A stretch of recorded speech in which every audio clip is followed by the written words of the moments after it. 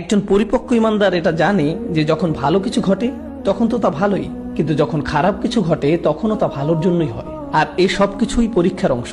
এটাই হলো ইমানের পরিপক্কতা। কিন্তু যারা এখনো তাদের ইমানের ব্যাপারে পুরোপুরি পরিপক্ক হয়নি, তাদেরকে যদি বলেন যে যখন খারাপ কিছু হয় তা আল্লাহর পক্ষ থেকেই হয়, তখন তারা এই ব্যাপারে কিভাবে চিন্তা করে? তারা ভাবে আল্লাহ আসলে খারাপ কিছু করেছেন এবং ইচ্ছা করেই করেছেন, কারণ তারা এর চেয়ে বেশি ভাবতে পারে না।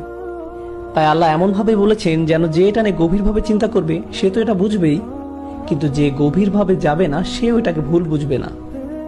যখন তাকে ক্ষতি স্পর্শ করলো, আল্লাহ বলেননি যখন আল্লাহ তার ক্ষতি করলো। আল্লাহ এভাবে বলেননি, কারণ যার চিন্তার গভীরতা কম সে এটা শুনেই ভুল বুঝতো। আল্লাহ আসলে ভুলটি শুধরে দিচ্ছেন এভাবে, যখন তাকে ক্ষতি স্পর্শ করলো সে সম্পূর্ণরূপে হতাশ হয়ে গেল।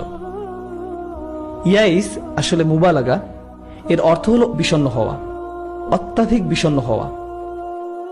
এমন কিছু লোক আছে যারা সাফল্য পেয়ে অভ্যস্ত, তারা 100 পেয়ে অভ্যস্ত, তারা রেসে জিতে অভ্যস্ত, খেলাধুলাতে ভালো, সবকিছুতেই তারা প্রথম হয়, তারা সবসময় তাদেরকে যা বলা হয় তা করে, ইত্যাদি ইত্যাদি।